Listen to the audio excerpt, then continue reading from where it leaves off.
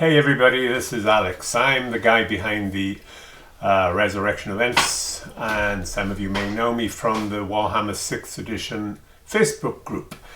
I'm quite active and I do try and help people with rules questions, me and many others on a wonderful group.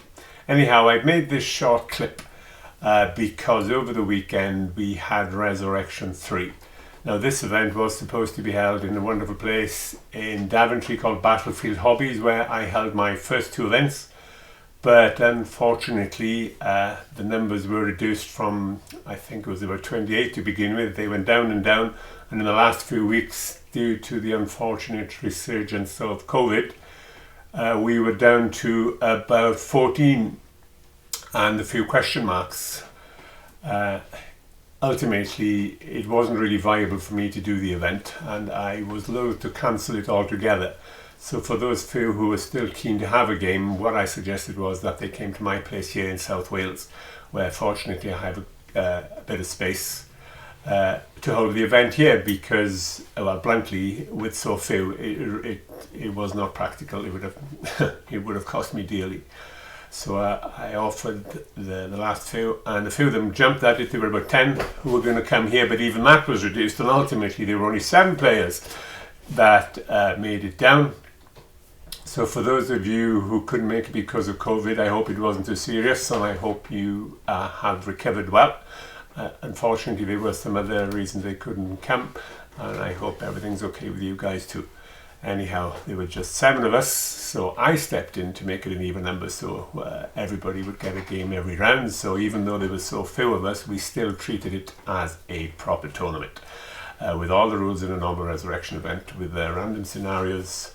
So for those of you who don't know, it was a 2,000 point 5 battle campaign over 2 days. So 3 games on Saturday and 2 on Sunday. And we had a great time. Everybody was very positive and approached the game in the right spirit. So we made it, or rather I've made it very clear from the start, we want people at these events who, well, just like that, to approach it with fun in mind. Obviously playing to win and playing hard, but fair, and not throwing your toys out to the pram. So I like to mention for future events, if you take the game too seriously, it's really not the event for you. So thanks, but no. Anyhow, the 8 of us had a tremendous time, and Lee, who many of you will know, has helped on previous events. He called in for a good while to watch and advise and just enjoy. It was good fun. Anyhow, the reason I posted this clip, there's more information out there from what happened on the weekend, and hopefully the guys will send their pictures and videos possibly in their experience of the weekend.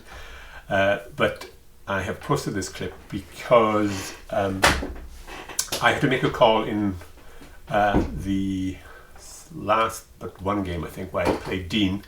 A lot of you will know Dean from Resurrection events, where he's come second twice with his Wood Elf army, so he's done rather well. So if we had to see this event, Dean would have been number 1. Anyhow, I played his Wood Elf army in the 4th game with my rats. And my rat army was, there's no denying, I can joke that it's fluffy, but it certainly was not. It was quite a tough army. I played him in the 4th game, and the 4th game was Take and Hold.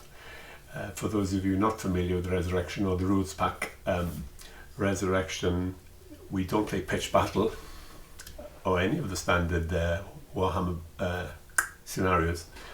We have doctored quite a few of them to, well, make it a bit more fun, because I mean pitch battle is huge fun, just kicking lumps out of each other is always enjoyable. But from my Flames of War experience, where all the scenarios were objective based, it really does put a nice twist on things. So you, well, in some scenarios, and already the one I'm about to explain is one where you can potentially take an absolute kicking, but victory points for damaging the other units, or killing or chasing or capturing banners just does not come into it. All that matters is capturing objectives, of which there were 5, 3 across the middle, so a middle, left and right from each end, and at the start of the game each general put one in their deployment zone.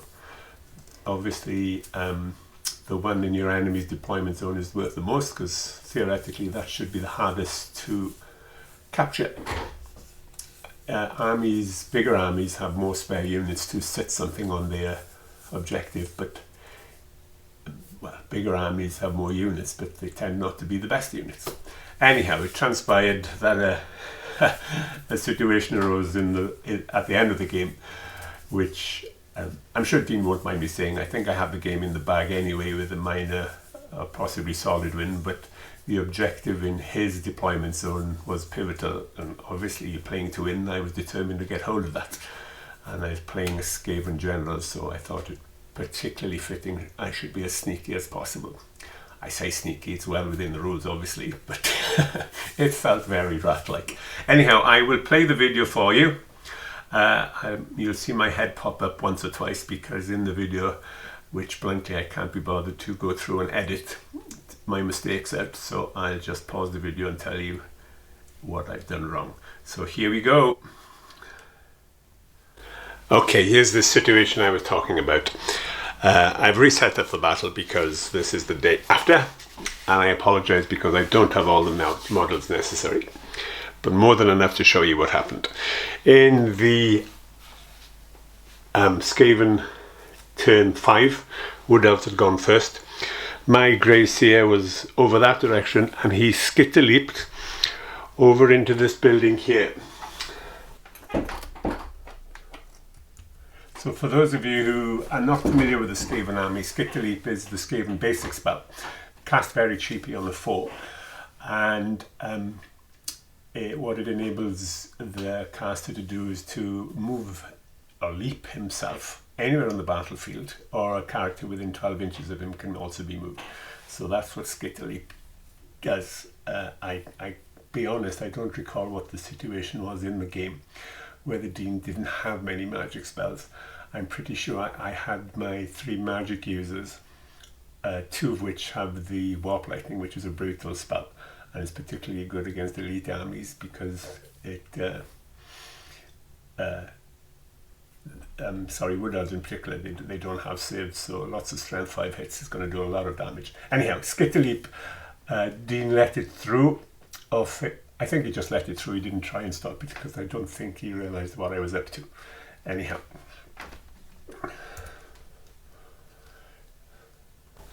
Where there was a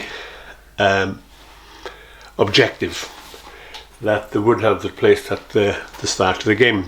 And now whoever controlled this was worth another 5 points, which would make a big difference to the final game. So, in Wood Elf turn 6, he had some Way Watchers over there, the elite scouts, and that is my Skaven Slinger. That's one of the 5 that began, and amazingly he passed the panic test. That's why he's still there, hiding from the Way Watchers.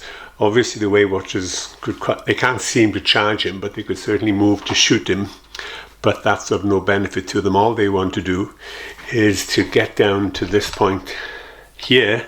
I'll move the camera in a second because that's where the objective is, and my Grey Seer has landed on it. In this scenario, characters are worth double their unit strength, and whoever ends the game within 3 inches of an objective can claim it. Obviously, if there's more than one thing, whoever has the most unit strength will claim it. These Treekin models are actually Warhawk Riders, because I don't have painted Warhawk Riders, and they are fleeing, and they are about 3.5 inches or over 3 inches from this objective.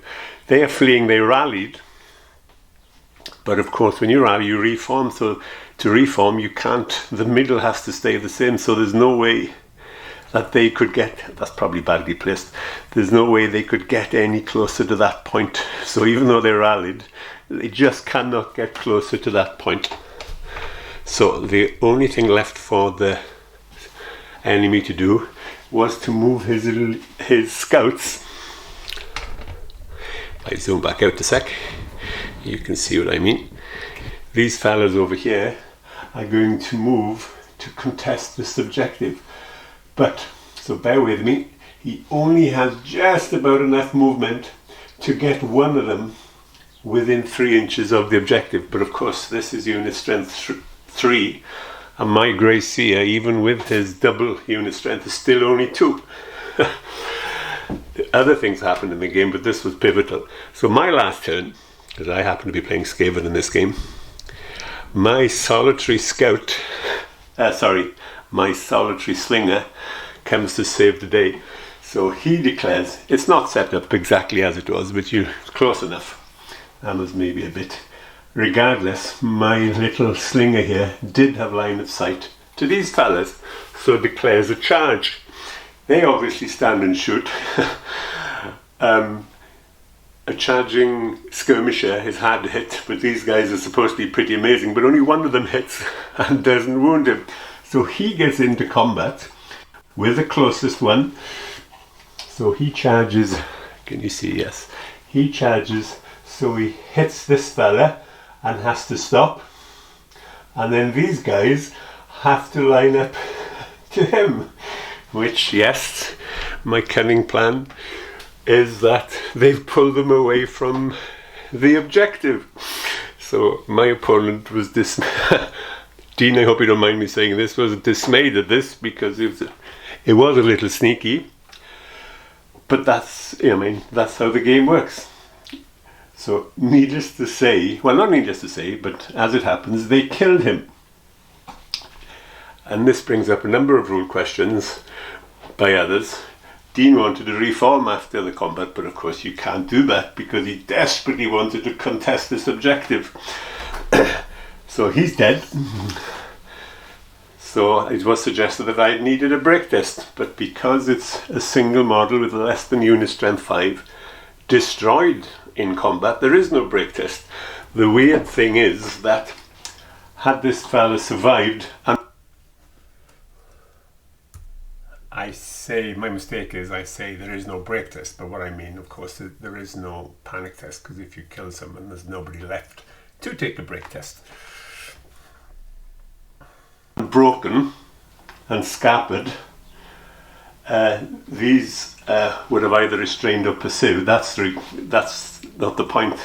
They're already away from this.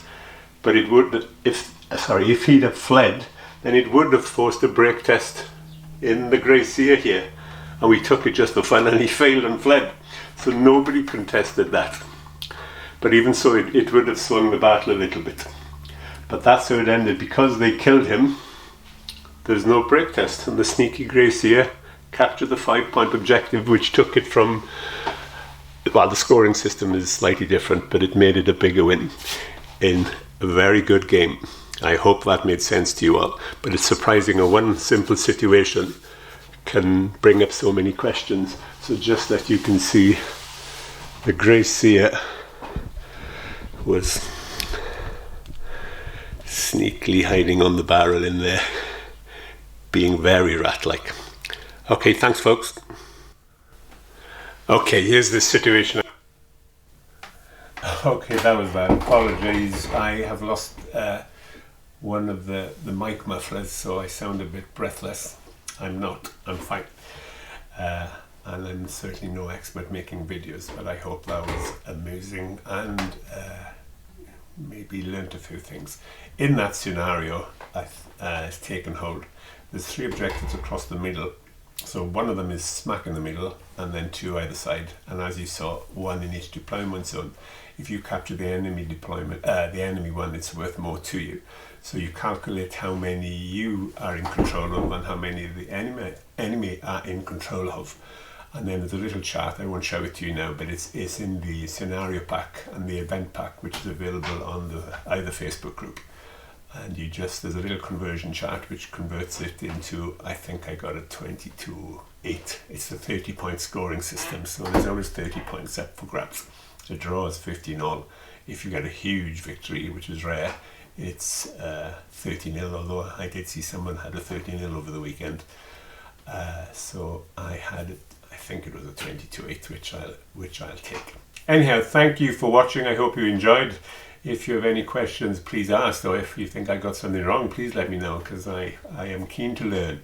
Okay, thank you folks.